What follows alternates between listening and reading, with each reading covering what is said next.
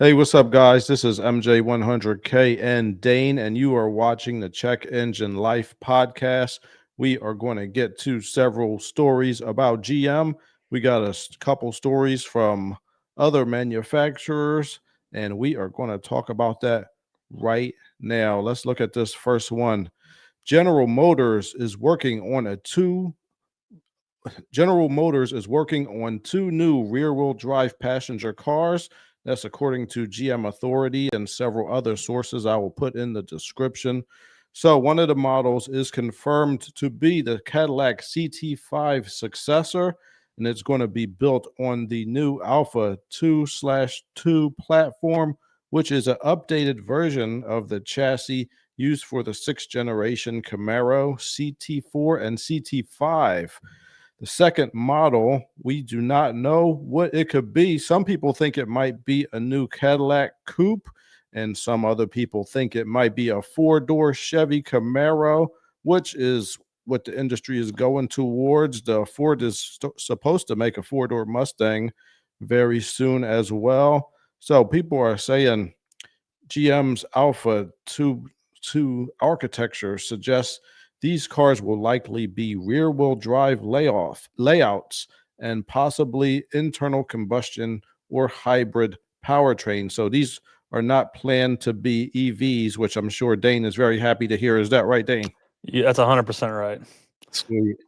All right. This move signals GM's renewed investment in performance-oriented cars.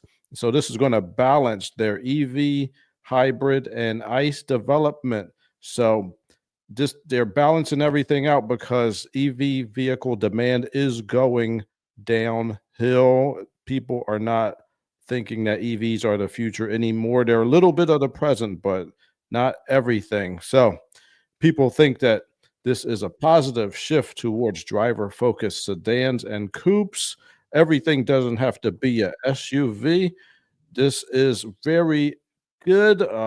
There's no specific specs on horsepower, torque, or engine options, and this report is unconfirmed right now until GM makes the official announcement. But this is what the rumor Phil has produced. I think it's a great idea. I think it shows the CEO Mary Barra's foresight, looking down the road. They got to react to things as they happen. They just can the EV mandate. So it's not like she could have predicted that, but we got to roll with the punches. I'm hoping for a new Camaro. Hopefully the windows you will be able to see out of them this time. Dane, what do you think about this development? Well, I hope whatever it is that they don't call it the Camaro. The Camaro has always and only been ever a two-door sports car. So, yeah, we've had this talk before. I don't really like how these companies take a name from a cool old car, Yeah.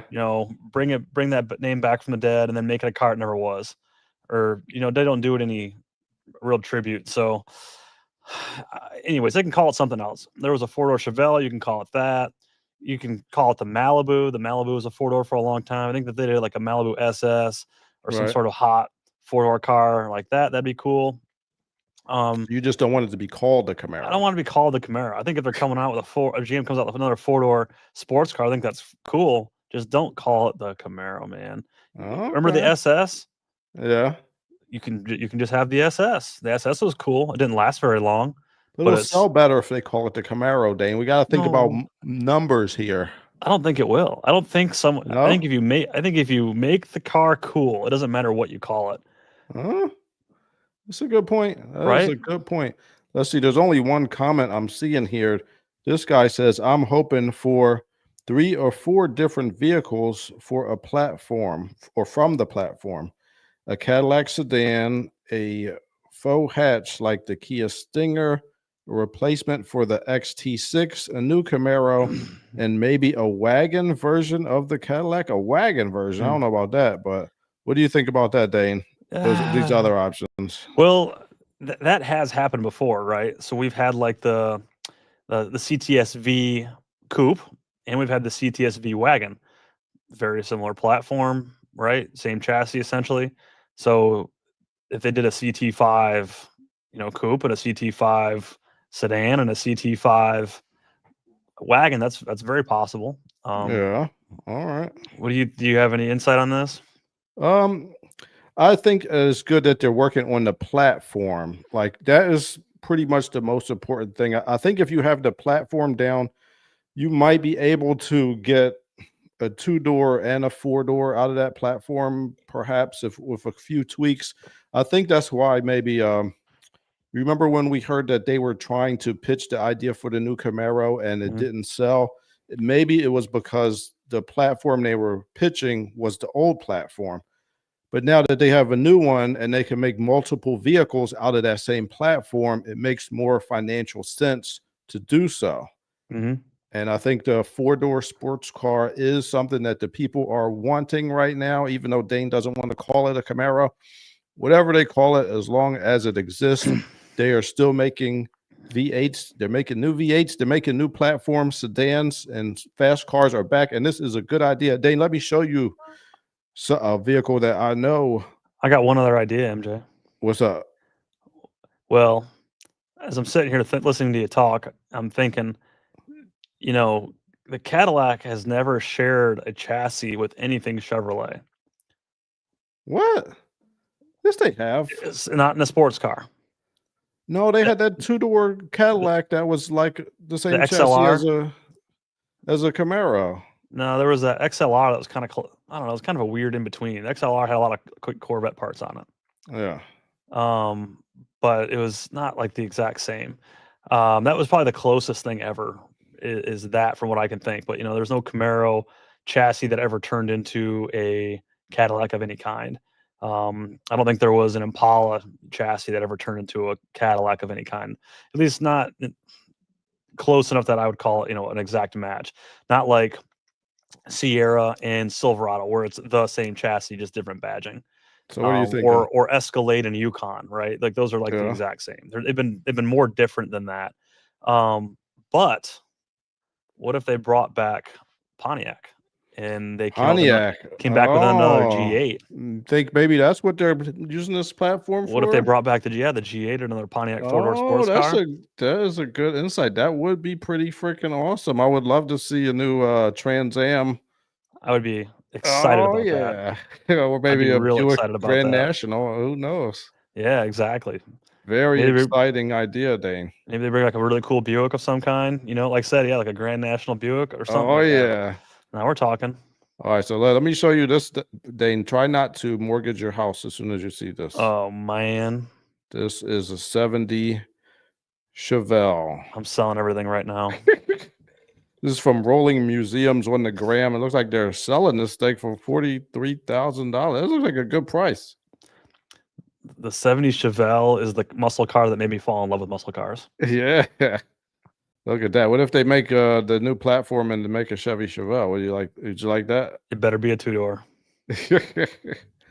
Oh, yeah. It doesn't get better than that, man. Like that is yeah. Like when you think pinnacle of muscle cars, or if somebody just says muscle car, this is the car that's in your head. I like this one. This one has windows I can see out of too. Yeah, dude. I like that. 70 Chevelle is the baddest, man. All right. Well, let us know in the comments, what do you think about this new platform GM is making? Let's get to the next story right this second. Let me bring that up. Dane, try not to sell everything you own so you can get the new Chevelle. Okay. I'll keep a couple things. Let's see what we got here. All right. Here is an article from GM Authority. Link will be in the description. Tremec has confirmed it has installed a manual transmission into a C8 Corvette. And this is also being reported in Road and Track. They have successfully developed and installed a 6-speed manual transaxle into a mid-engine C8 Corvette. They have confirmed that it fits and functions physically on the platform. Now, the senior sales engineer stated that the company mounted transmission they mounted the transmission in their own C8 to make sure everything fits and clears. Now the gearbox bolts in properly, but Chevrolet has no factory plans to offer a manual C8. The hard part is going to, if they make this into an aftermarket thing, is the software integration. That's going to be the biggest challenge before this thing could actually exist in real life. But it does fit. Dane, are you excited about this? Oh yeah, I wish that there was a manual version of this car. All right, so let's finish the summary here. The project obviously is aimed at the aftermarket, and it'll allow enthusiasts and builders to install a manual conversion into their Corvettes.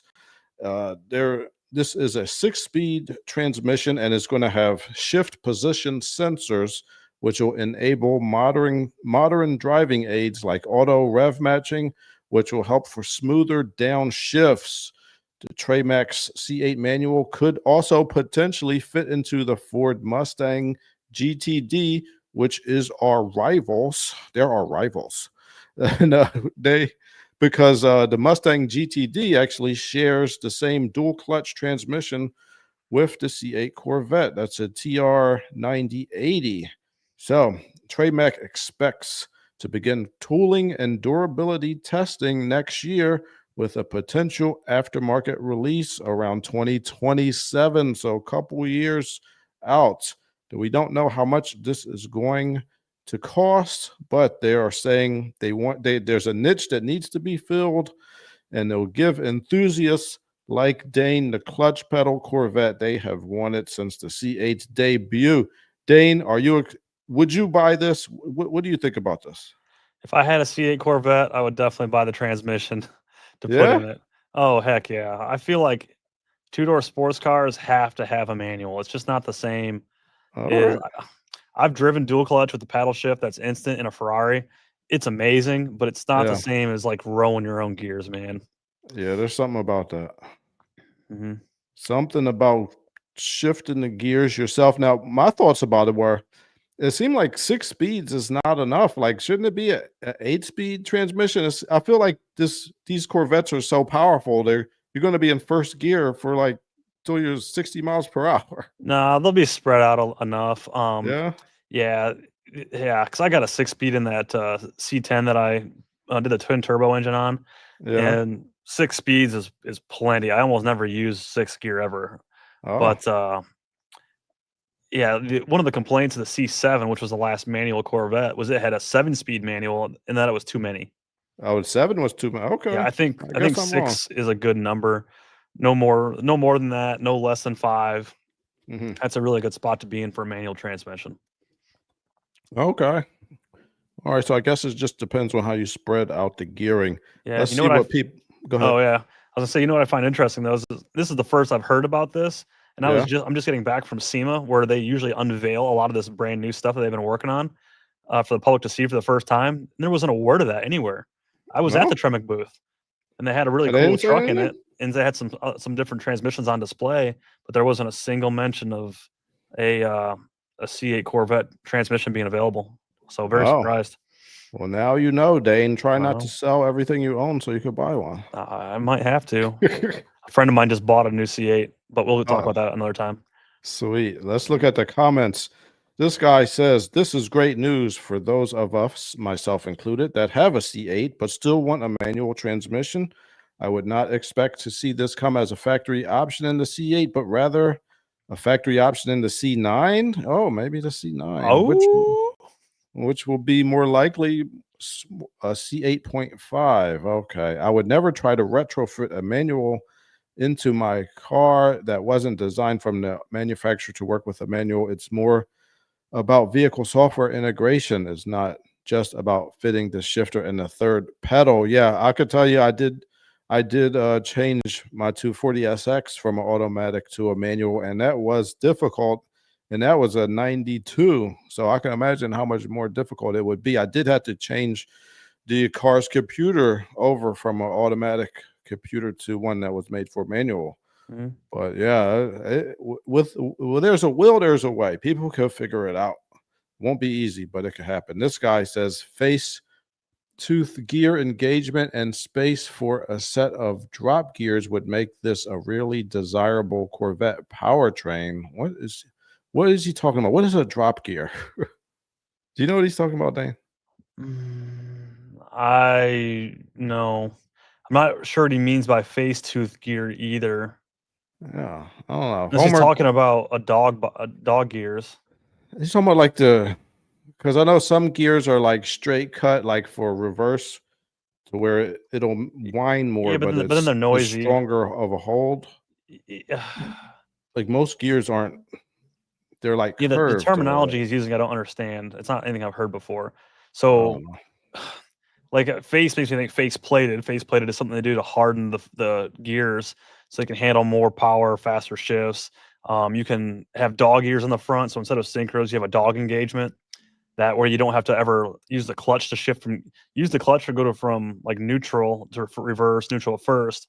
But then if you want to go 1 to 2, 2 to 3, it's just bang, bang, slam it in the gear and it'll go. Oh, just But slamming it in there. but Oh, that's maybe she's talking like for race right. You transmissions. don't want Maybe that for use a street car. You have to be very violent with them, and Yeah. you have to take those transmissions apart like every season to inspect for wear and sometimes replace those gears. You wear them out faster that way. So I'm not sure what like what he's saying makes me think he's getting at a couple different things. He also makes me think he doesn't know what the heck he's talking about or has ever had one of these things. Oh, maybe he just has a different terminology than we're used to. I don't know. Maybe he saw somebody you run a dog box before in a YouTube video and thought it was cool and says it would be cool if I had that. Guess what? They're noisy, they're loud. You don't want them in a street car. Yeah, it's more for race cars. They're made for racing applications, drag racing, and like really aggressive street racing or like a road course racing. Okay. Well, let me show you. This is the Tremec website. If you want to see what it looks like, they make drivetrain solutions and EV propulsion systems that aren't made for your average driver. They are designed to push the boundaries of excitement and power, delivering a unique and elevated driving experience. All right, making niche high performance vehicles iconic. Okay. Well, yeah, it looks like they make a 6-speed rear wheel drive, a 7-speed rear wheel drive manual, 7-speed rear wheel drive dual clutch, 9 or 8-speed dual clutch trans axle. So yeah, they make all type of very cool things here at Tremec. They're one of the best for manual transmissions. Like I said, I bought a brand new one out of the box for one of the trucks I built recently. Okay. It's like they also make mechatronic systems, clutch assemblies, solenoids, software control units. All right, so they already make all this kind of stuff. They will be able to figure out how to put the software into this C8. Yeah, they're an OE supplier for General Motors. So every Camaro, Firebird that's had a manual transmission in it since like 97 is a Tremec. Oh. Yeah. All right. So it looks like they know what they are doing. Yep, like the Cadillac CTS Vs that had manuals in them, Tremec, like. Yeah. All right, cool. All right. Well, that's what we got for that article. Let's go on to the next one. Dane, if you needed another excuse to mortgage your house yet again, this is what is going to do it. I guarantee you, Dane's house is about to have 3 mortgages on it. As 3 more mortgages. Uh-oh. The SVE launches a 1,000 horsepower Yanko Silverado with, guess what? A manual transmission. Let me tell you about this, Dane. This is wild. I did see this. They're only doing a few hundred or less than 100 of them though. What are they doing, like 20 or 30 of these? You better call your mortgage agent. Let's look at this. This is a 1,000 horsepower 2026 Yanko SC Chevrolet Silverado, and it's got a manual transmission. The source of this information is SVE, and also GM Authority, I believe, has an article about this. Yes, they do. So let's talk about it. This is Special Vehicle Engineering has revealed the 2026 Yanko Chevy Silverado 1,000 horsepower rear wheel drive performance trucks with the manual trans. It's going to have The 6.2-liter V8 with a forged steel crankshaft, forged steel rods, and forged aluminum pistons. Everything's forged. This is wild. It's topped out with a high output supercharger system. And let's see, it's tuned for 91 or 93 octane fuel. The exhaust gases exit through a stainless steel catback system with high flow catalytic converters. The braking is handled by 6-piston Brembo calipers, 16.1-inch vented rotors. That's bigger than some people's whole rim. And while the truck rides on lowered suspension, 2 inches lower in the front, 5 inches lower in the rear, Fox shots, progressive rate springs, heavy-duty traction bars, and a larger rear sway bar. For improved handling, it's going to have 22-inch forged aluminum wheels. They're going to come in gunmetal, satin black with a red stripe. Oh, wow, the red stripe. That's what really does it. And they're going to be wrapped in Nitto Performance tires. They're going to have Yanko badging on the grille, fenders, hood, and tailgate. Optional side stripes in colors like black, hugger orange, or red. Dane, this truck comes with a 3-year, 36,000-mile warranty, a Yanko certificate of origin, and this is going to be a collector grade street machine. Now, I like the fact that it comes with a warranty. This is showing that they are standing by their tune. Unlike some people who just want to make a tune and say you use at your own risk, we're going to get a bit of a warranty. Dane, how many of these can I sign you up for? Every one they're making. Every one. Dane, Yeah, how about manual? We talked about this last show. A manual transmission truck with 1,000 horsepower. Dane, this has you written all over it. You got to get this, Dane. That thing is serious business. Look at that, dude. It looks so cool. Get that Ford out of here. We're gonna we're looking at a real truck. I forget what's the price tag on that thing. It's like a little over 100K, right?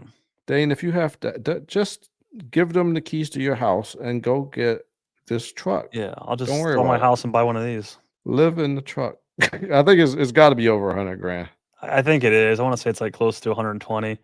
Whoa, it's got to be. It's Dane, cool. you're going to have to start working harder at your shop. You got to hire some people. Dude, no kidding, man. Maybe I should just start charging more.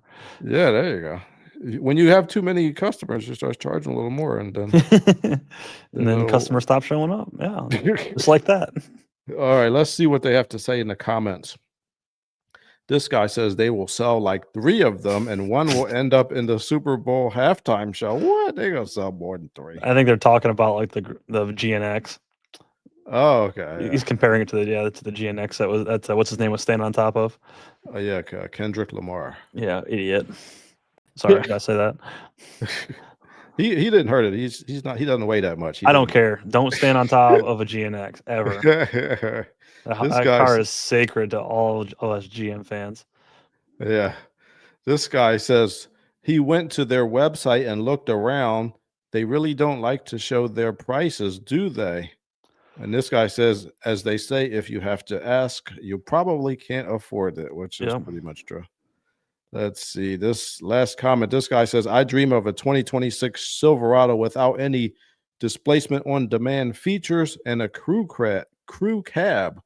But I really would like to see one as a factory optioned 6-speed manual. I honestly don't want to boil the tires the full length of the quarter mile. So 450 horsepower would suit me just fine. Chevrolet make this truck. Dane, did you write this comment? I think I didn't. I would want some changes. What would you change? Well, in that guy's statement, I still want the regular cab short bed. I definitely want a manual, but I think he's wrong on the 1,000 horsepower thing. Like 450 would be boring. Not that it would be. 450 is not enough for you, Dane. Not that 450 couldn't still be fun. MJ, the last 2 trucks I have almost 1,000 horsepower. What? Yeah, so you know that brown truck or that tan truck I just finished up. I just put a turbo on. Yeah. Yeah, so that's a 6-liter that was making 5, and now I'm pushing about 10 pounds of boost through it. So it's making more like 900 horsepower. Okay. on E85, and then that C10 I've got turned down right now to about 800, but it will make Oh, like 12. whoa, that's a Anyways, lot. so All right, right. so that's So where I'm at. So like you can make Dane that needs a hookup on the thousand. street. Yeah, you can make that hookup on the street with, the right suspension modifications. 450 is easy. You don't even need a suspension modification to make 450 hookup. So, Okay. anyways, All right. that's Well, that's this where like he's off. I hear you. All right. This guy says, I really like the 2026 Yanko Silverado. It's long overdue. Now, GM, let's bring back the SS cars like the Impala, the Malibu, the Nova, the Monte Carlo, and the the Chevelle and the El Camino. Now, these are the cars many car buyers want. And he forgot to add the Chevy Celebrity. We need to bring that back as soon as possible. Dane, do you agree with that? Not the celebrity, no. But what this guy's saying, yeah, that would be cool. But you like these cars for what they were. If those cars were built today, you'd be like, why isn't it as cool as the old one? Because they got to do a bunch of dumb safety crap, and they're gonna make it not what it was. So enjoy those old cars for what they are. Buy them now; they're only gonna get more expensive. Yeah, that is for sure. All right, Dane, let's get to the next story. Let's go. Dee-dee. All right, so the next story, this is from GM Authority. Link will be in the description. GM is preparing the new Gen 6 small block V8 for the 2027 Silverado and more vehicles. In addition to that, they are expecting to debut it in the 2027 Silverado, and later it will spread across GM's full-size truck and SUV lineup. There is a high performance version also in the works that's likely destined for the C8 Corvette, potentially reviving the Corvette Grand Sport name. Inside sources report that the Gen 6 V8 may come in two displacements. Are you ready to hear these numbers, Dane? Hit me. This are the rumors: a 5.7 liter and a 6.6 liter. And they're saying this will give them flexibility among different vehicle applications. Now, GM has not confirmed these details about displacement. So this is kind of a rumor right now, but what we do expect is that the engine will retain a pushrod design and 90-degree V8 layout, but with improvements in refinement, power, efficiency, and torque. The GM president confirmed the next gen trucks will see more efficiency, and they expect to have other gains as well. Now, this engine marks a continued commitment to internal combustion innovation, even as GM balances EV development with its winning with simplicity strategy. Dane, do you like this strategy? Do you think they are going to win with the simplicity of these 5.7 and 6.6 liter engines? What do you think, Dane? I think it's gonna definitely win over the old guys like myself because it reminds us of the times when 350 small block and 450 and 400 small block were, a commonplace. Once they kind of started talking liters, then it was 5.7 and 6.6. So what was it, 99? They went away from those displacement numbers and then they went with like the 5.3, the 4.8, the 6.0. Mhm. And that's been standard, practice for the most part until now. It sounds like now these new engines are going to have a little bit different displacement. So it's kind of neat how they're giving or paying homage, to the more first and second gen small blocks with those displacement numbers. Yeah, so Mhm. I like it.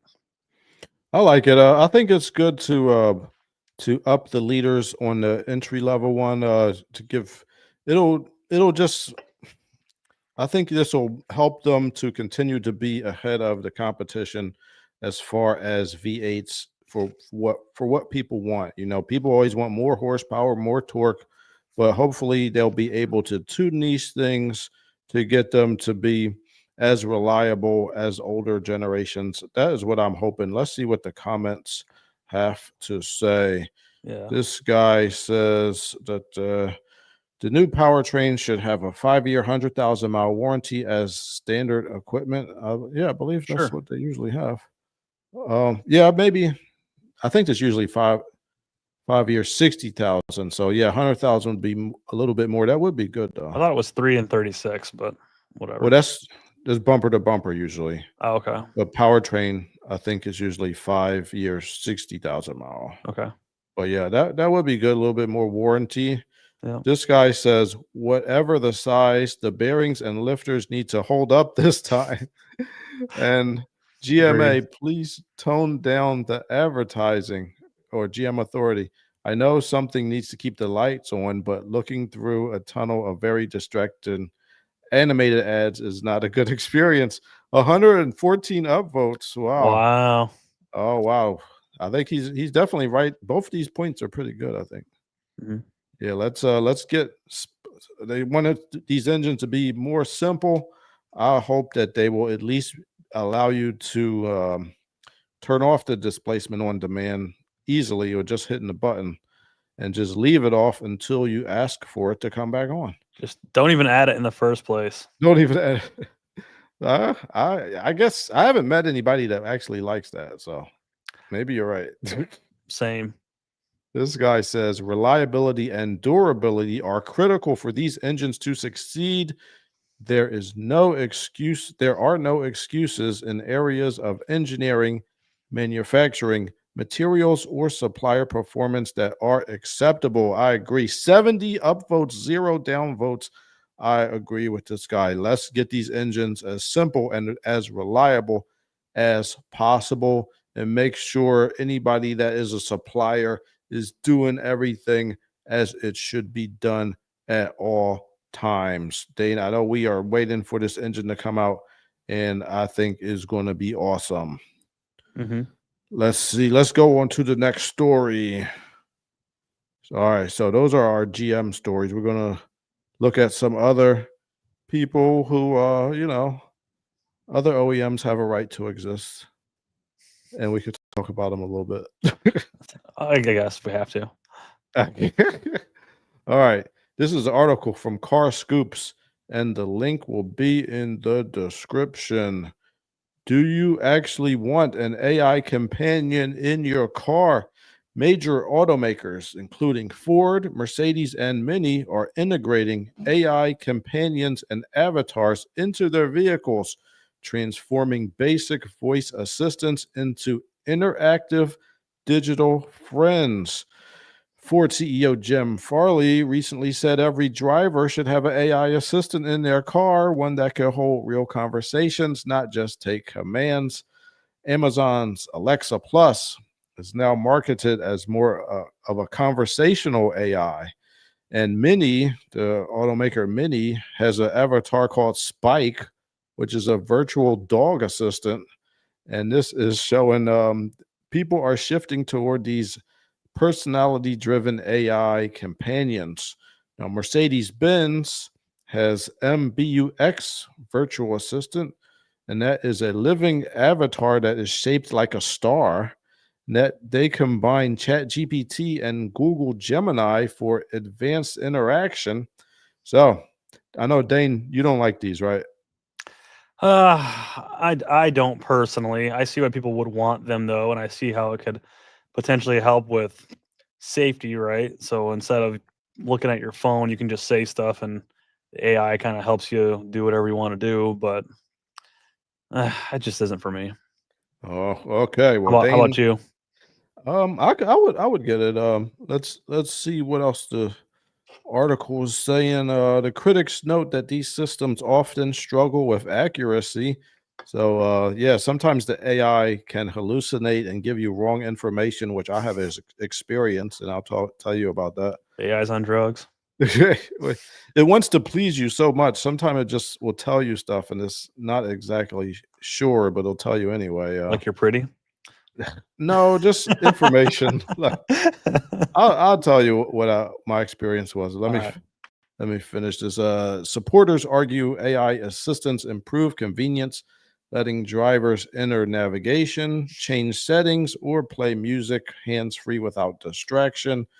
And there is a divide between people like myself and who would be okay with it, and Dane, who doesn't really want it. People, what do you think? I think personally, I think it could be good for people, like if you're doing deliveries, like you're doing a whole bunch of Grubhub or Uber Eats, and you have maybe 5 locations to go to. You might be able to ask the AI, what's the most efficient order to take these orders out? Which house do I visit first based on the current traffic conditions? That might be helpful. But as I said before, I think you have to give the AI a sense of morality, because somebody might be able to ask, what is the best route to take to a location to avoid the police so I don't get pulled over?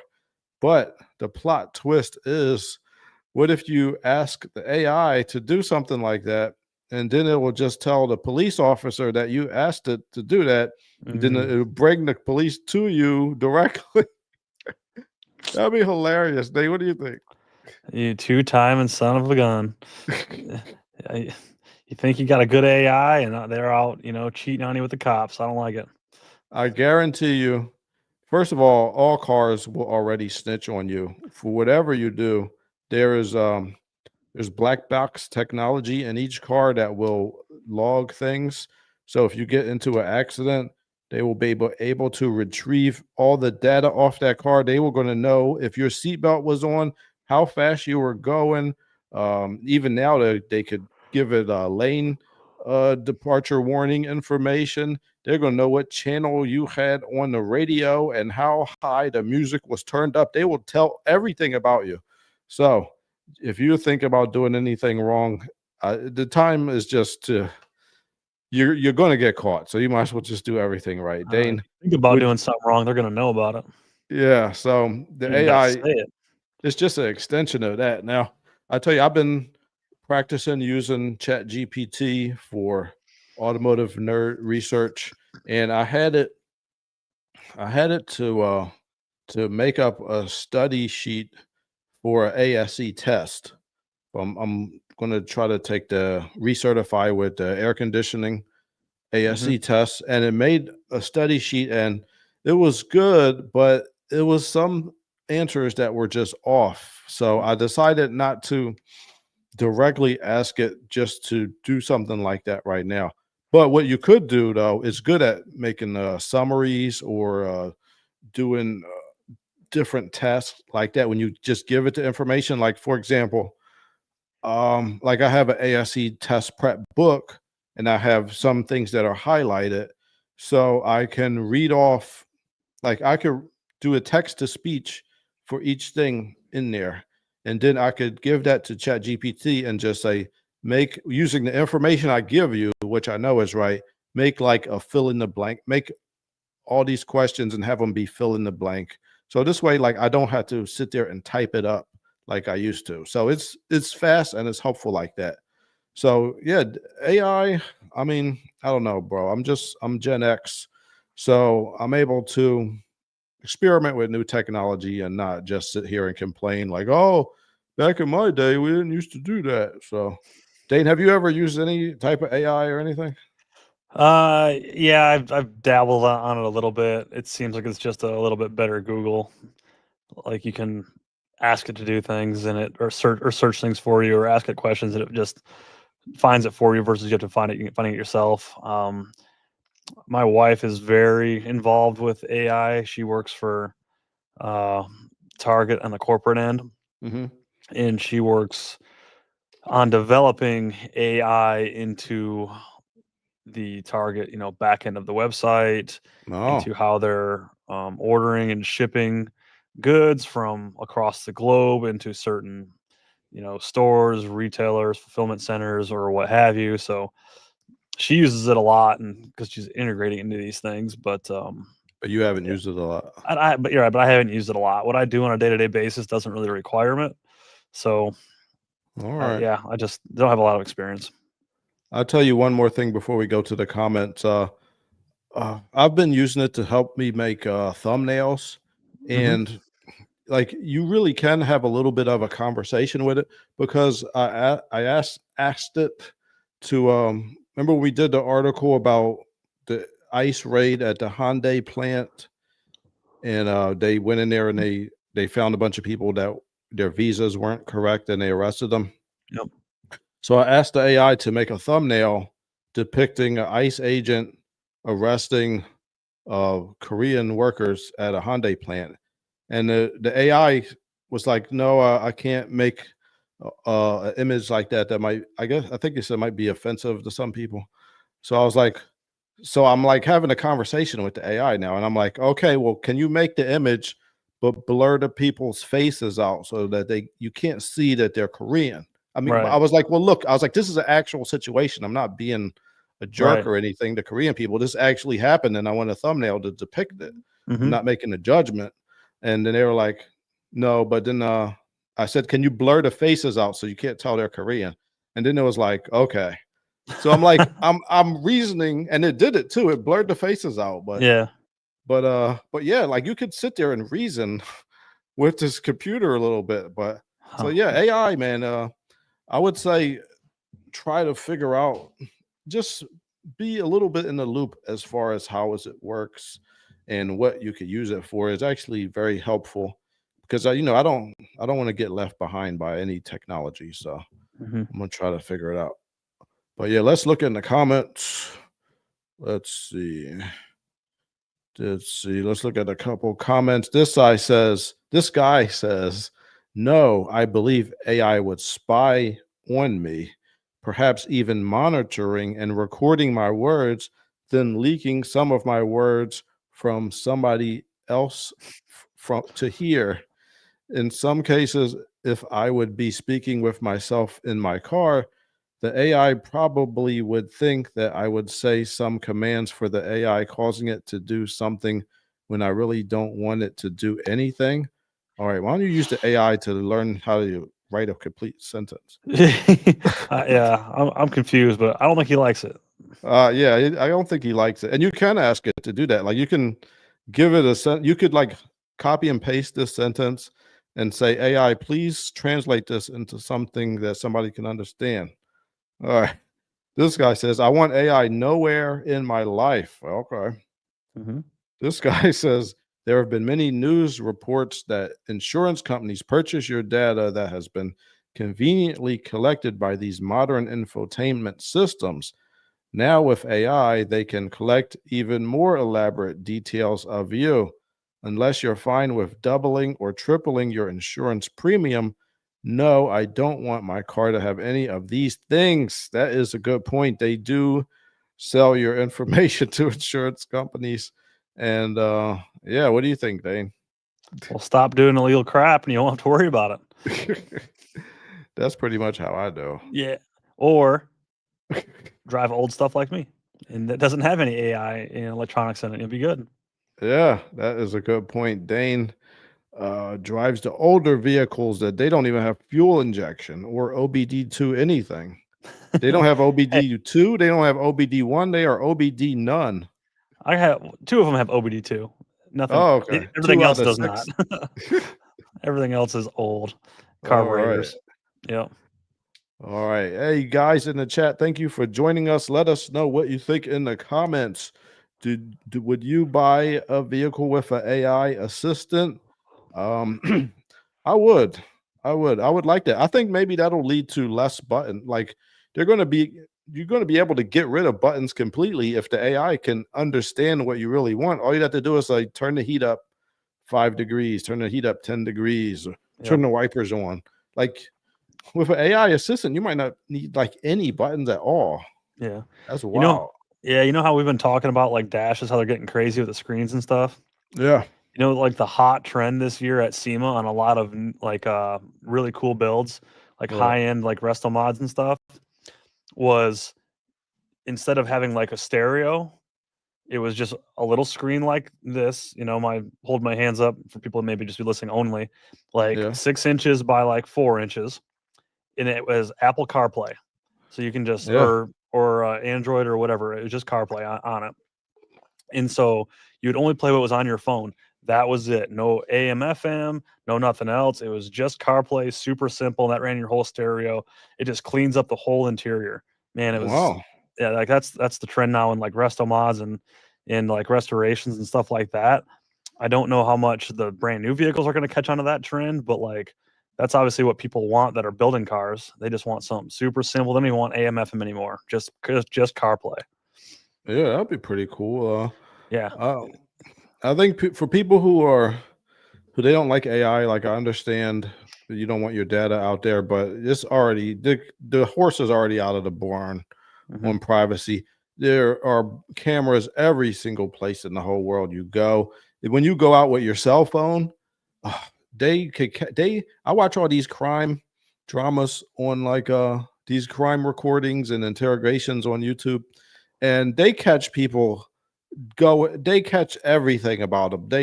So is the time for committing crimes is over, you guys. They're gonna catch you. They're gonna put you in jail. Yeah. But they can find out. Like you could if you're in a car with other people, the cell phones talk to each other and they know who is actually in the car based on it bouncing off other people's cell phone. When you go in somebody's house, Yeah. their Wi-Fi could tell you went in there because the cell phones communicate with the Wi-Fi. Everywhere it's over, man. We are in the matrix, guys. I'm Yeah. sorry. If you're gonna commit crimes, leave your phone at home. I just wish you had a way to clear your name. I told you Sunglasses Hut facial recognition to me, and they thought I was somebody that stole sunglasses. The guy kicked me out of the store. I know it's so crazy. Yeah, I just wish there was a way to clear your name, but I don't know. I'm not saying it's good. I'm not saying it's bad. I'm just saying it is what it is. Let's look at the next story. Elon Musk has a $1 trillion pay his as a pay or Elon Musk's $1 trillion pay hinges on a bet that could break Tesla. This is outrageous. This is an article from Car Scoops, and the link will be in the description. Let me just sum this up right here. Tesla's shareholders approved Elon Musk's record-setting $1 trillion compensation deal. That's 1,000 billions. And that 75% of the board voted in favor of this plan. So now he has certain things that he has to meet in order to get this money, which will be paid out in stock. They want the Musk is raising Tesla's market value from 1.4 trillion to 8.5 trillion within the next 10 years. And there are also major production and AI milestones that he has to reach. The targets include producing 20 million vehicles, achieving 10 million full self-driving subscriptions, deploying 1 million robo-taxis, and building 1 million Optimus humanoid robots. Oh my gosh. The compensation will be paid in Tesla shares, and that would increase Elon's ownership from 13% to as high as 29%. So he'll get paid in stock, and if he reaches all these goals, he'll own 29% of the company. So the Tesla's board approved this package that is necessary. They want to keep Elon Musk focused on Tesla and not on his other companies like SpaceX, Neuralink, and XAI. Oh my gosh. This is a lot of money. Personally, my take on this is I don't care. Don't get jealous of people. They could pay him $10 trillion if he meets all the goals that they give him. They're not just giving him this money. When he makes all these goals, they, as the shareholders, they increase their wealth as well. So this Lot. is a big goal. I guess Elon Musk is the kind of guy that needs really big challenges in order to get him excited about doing them.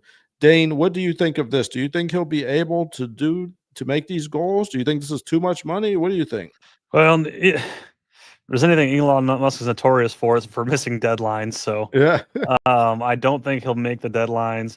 However, if this is his goal, I think he'll make some very big leaps Yeah. because he does. when he says he's going to do something, he does reach out to do it. It just never seems like it happens on time. Yeah. So It usually gets close, right? Yeah, close. Sometimes, well, not with the Roadster. yeah. Not with how that, long ago was the Roadster supposed to come out, and it's maybe still kind of in development. Maybe it's gonna fly. Who knows? But whatever. I mean, stuff happens. The Cybertruck was only a couple years late, so it did come out eventually. It did come out, but yeah. So we'll see. I think we'll still see some big growth in Tesla. I know that they're being very innovative. These big growth goals are only going to make the shareholders a ton of money. So of course, if he can hit these goals, they will approve, any kind of payout for him because it makes them rich too. Yeah, they're getting rich too. There's a bunch of rich people thinking, do you think this guy can make us more rich than we already are? For If literally he does, then let's make him rich too. For doing nothing other than buying stock. Yeah, and he does all the work, you get paid. And even if you don't have a lot of money, you have an opportunity to buy Tesla stock. If you think that he can do at least part of a lot of these goals, maybe you could make some money too. It's up to you. I mean, I don't promote jealousy at all. So if he could do it, good for him. Right. So think about it this way too, right? So by coming out with this statement saying that he's got these huge goals in the next 10 years to show all this growth, does that make you want to buy Tesla stock? I don't know. Because if he comes close or he hits these goals, if you own Tesla stock, that means it's going to go way up in the next 10 years to hit these growth goals. Makes me want to buy Tesla stock. I don't even play the stock market. I might have to get a little bit. I might get a little something. I think you could get close. I mean, I think at least you could get close. Those are some pretty lofty goals. Let's look in the comments. Elon Musk has been having a lot of controversy. Let's see. This guy says that racist Musk is nothing but a snake oil salesman. My. AI is a bubble. It will burst and destroy many countries' economies in the process. As far as Tesla is concerned, the Chinese are outgunning them in the electric car tech field. Tesla is starting to lag behind. It's like the Apple of the I think he means EV world. All of that shiny for brainless lemmings. He likes to chat and stroke his own ego, get it stroked by idiots who will hang on his every word. Man's not a visionary. He's a fraud who got lucky by partnering up with other PayPal founding monster. Oh my gosh. Sounds like he's awfully jealous, man. He was a little bit jelly. He sounds like a jelly to me. This guy says monetizing the cult. Cult members commit fiscal blank to fund the leader. Oh, I don't know about that. Yeah. This guy says Tesla's market value is about 1.4 trillion and Elon wants 1 trillion of it. I hope the Norwegian wealth fund sells its 1.5 position in the company and others follow. He's been propping the stock prices up all year. That can't go on forever. Time to bankrupt Elon. All right, well, Mr. Potato Head has a very strong opinion about this. Okay, lots of haters in here. Yeah. I'll tell you what, Elon Musk is a great hype man. He's good for marketing. Yeah, that is true. But look, we will see, Dane. I don't know if he can make these goals, but yeah, all these robots and taxis and AI, this is a really exciting time to be alive. And you know what? I am pulling on him to at least get half of these goals. I would be happy with that. Yeah, it'd be a huge growth if he did. So if you think that's going to happen, hedge your bets, buy some stock, and you can get a whole bunch of money back in return for doing nothing other than buying stock. I just hope they don't make a robot that can replace mechanics because that would make me very sad. It's coming. I know. I got to figure out something. I'm going to have hopefully the AI can't replace this podcast. All right, let's look at the next article. This is a very important article from Car Scoops. If your Honda has these wheels, you might want to take the bus today. Uh-oh. I'll put the link in the description if you'd like to read the whole article, but here is a quick summary. Honda recalls over 400,000 Civics for alloy wheels that could fall off while driving. This is a source. The source is Honda NHTSA, and this is through Car Scoops. They are recalling 460,000 Civic sedans and coupes from model years 2016 through 2021 due to a manufacturing defect in the 18-inch alloy wheels that could cause them to detach while driving. Uh-oh, SpaghettiOs. Defective wheels were made in Italy and feature 25 slim spokes with a red stripe around the rim, a popular accessory design. I guess we could call that the red ring of death, like they used to have for for the Xbox ones. Mm-hmm. All right. The issue stems from a missing steel lug nut sleeves in the bolt holes. Without these inserts, the lug nuts can loosen, causing the wheel to come off entirely. Well, let me show you what that looks like real quick before we finish the summary. So look at that. Can you see this thing? Yep. There is a small steel bushing that is in the rim, and it looks like some of the rims do not have this steel bushing. The issue stems from, let's see, the problem originated when the supplier removed the factory fence during equipment installation, allowing unfinished wheels to be mixed with finished ones and shipped before the final inspection. So it's like they accidentally made some of them without the insert, and they shipped it and without inspecting them. That is not a good thing. So the supplier has since closed down, and that was in 2023. And Honda is managing the recall directly. So this supplier is not even in business anymore. So the recall covers Civics, like we said, 2016 to 2021. The defective wheels were produced between December 2018 and December 2019. So when you take your Civic into the dealership, they will inspect all four wheels. They will replace the rims and the suspension hubs if needed, and they will put a hole in the faulty wheels to make sure they're scrapped.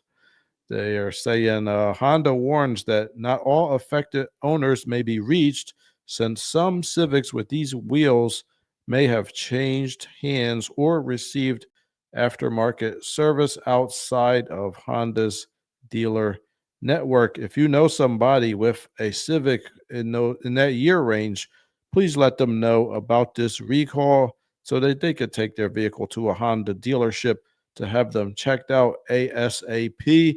I do remember one time I was working in Philly and somebody had some aftermarket rims put on their car, and I guess they didn't install them right. I think they didn't have like a centering hub or something, Mm-hmm. and they hit a pothole, and the wheel sheared off all of the studs, and the wheel just went flying.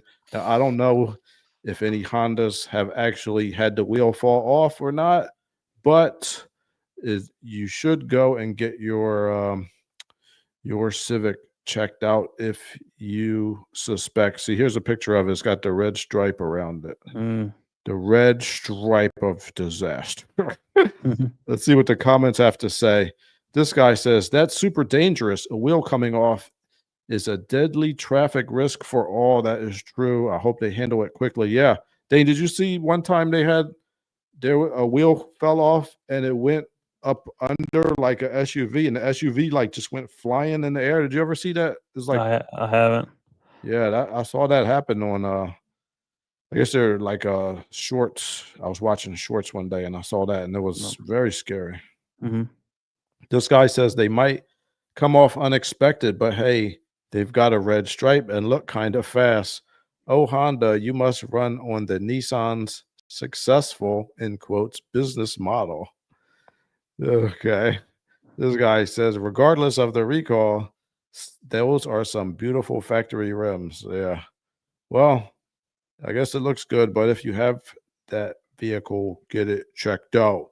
Now, let's look at another article. We're rolling through everything today, Dane. I know Dane doesn't have any Hondas, so this doesn't affect him. I'm a Honda free home. Honda free, Chevy only. Well, Chevy and BMW and BMW, yeah. All right. Let's look at this real quick. This is another story from Honda. And this is from Car Scoops. Link will be in the description. They are saying the Honda Prelude might be pretty expensive. This is not good for Prelude fans. I remember I wanted my first car to be a Prelude, but I couldn't afford $2,200. So I got a Chevy Celebrity. And since then, I have liked Chevy because that is one of my favorite cars. Let's see this guy. Let's see. Where is the Prelude? All right, let's just look at this real quick. They are saying it might actually start at $38,000. This is way too expensive. The report claims it may start at $38,000 MSRP. Pricing remains unannounced, though Honda admits it won't be cheap. The coupe launches this fall with a 200 horsepower hybrid powertrain setup. They are saying they got this information. They got this quote because let's see. They're saying the salesman pointed out they have previously said pricing is expected to start somewhere between the Civic Sport Touring and the Civic Type R. And if you average those two, let's see, the Civic starts at 32,000 and the Type R starts at 45,000. Oh my goodness. So that is a wide range, but the average for that is $39,000. This is the new Civic or the new Prelude. Dane, what do you think about this? I think it looks good. Yeah, it looks like a Prelude, especially this rear window. That makes it really look like a Prelude to me. Yep. Two-door, short, and that's what the Prelude was. Yeah, I've always been a fan of the Prelude, but to me the Prelude was never like a sports car. Like it's sporty, but it was never like a pure sports car. Like it was never supposed to be as fast as the Civic Si.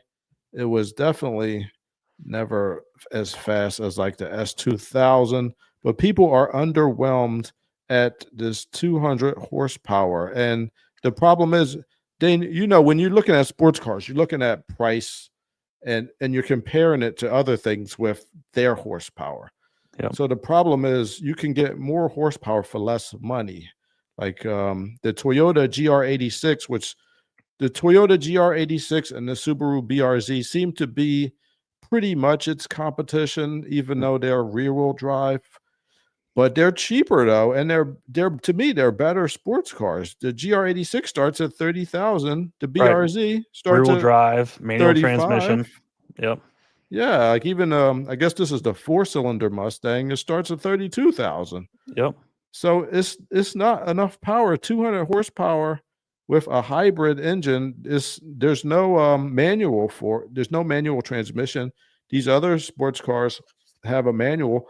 I'm going to go ahead and go out on a limb and predict that this car is going to not sell very much, especially in the US. Maybe it'll sell in Japan, but I don't think US buyers are going to buy it. The economy is a little slow right now.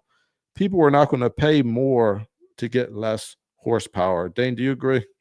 Somebody will buy it. Not a lot of people will buy it. Yeah, this vehicle should be less than the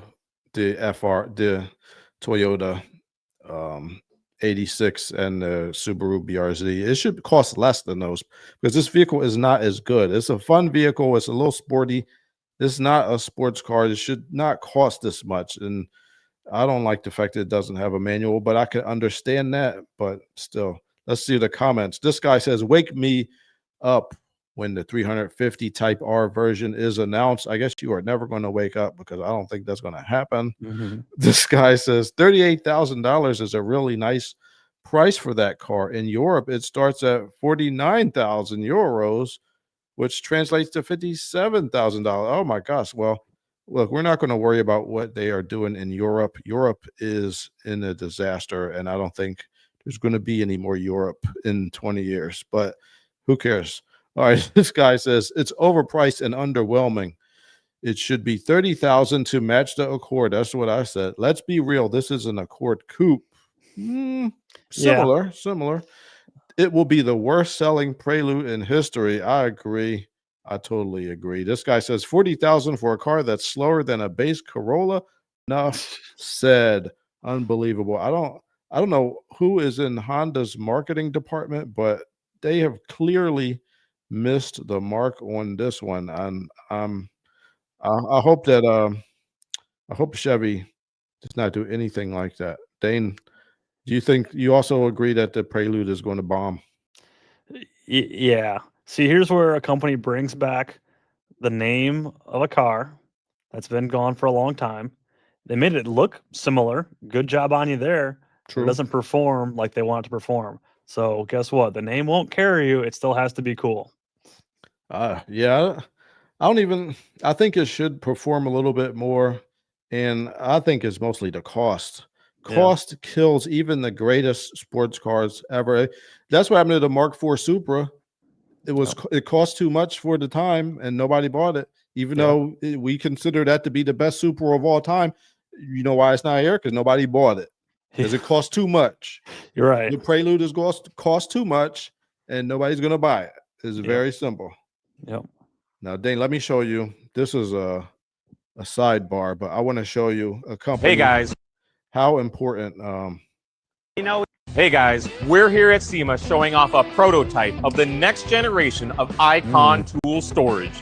Now, Dane, I don't know if you have a big old toolbox like this, but this is a dream come true for me. I will tell you, I have an Icon box, but it's the Generation 1, and it's the 72-inch. I got a video on it, but it is 25 inches deep. The drawers are. Yeah. One is 30-inch deep drawers. 30 inches. This is like the same as the Snap-on super deep drawers. It's around the same depth. Yep. This box is gonna. They are saying this is not even gonna come out for a year. They just start talking about it. This is supposed to cost under $4,000. Dang, that's cheap. That is cheap. I got my box.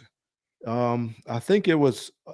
It's about 3,000, right? But I had a 20% off. I waited until the 20% off coupon, and then I struck like a vulture.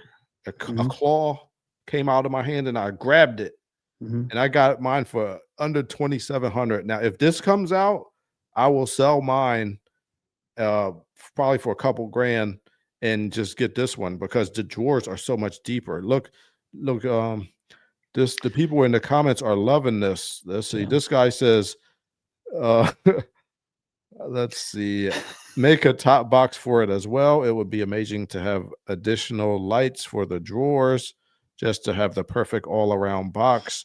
30 inches deep is a game changer. I will be getting one when they arrive. This guy says, I want it like yesterday. Please make the top 3 drawers full length. It gives us technician more room for sockets and wrenches. All right.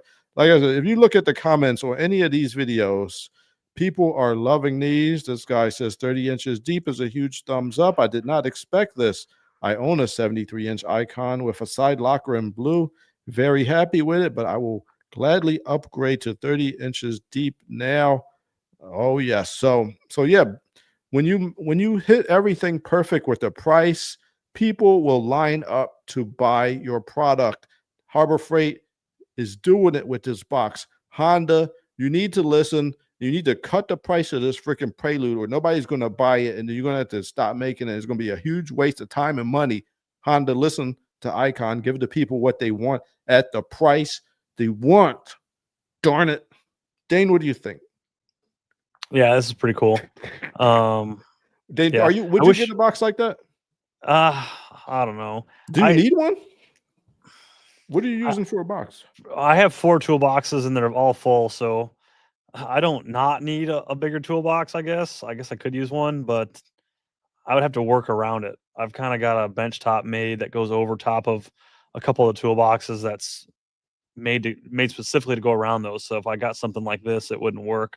But yeah, I like it. But I'm also in the, looking to build a shop or buy a shop right now. So okay, maybe so it's not a priority right now. Yeah, so it's not that big a priority now, but when I do get into a new space, I might need a box like this. So it's on my radar. I wish you would have told me about this when I was at SEMA like 3 days ago, and I would have looked at it. But I don't know. I didn't know.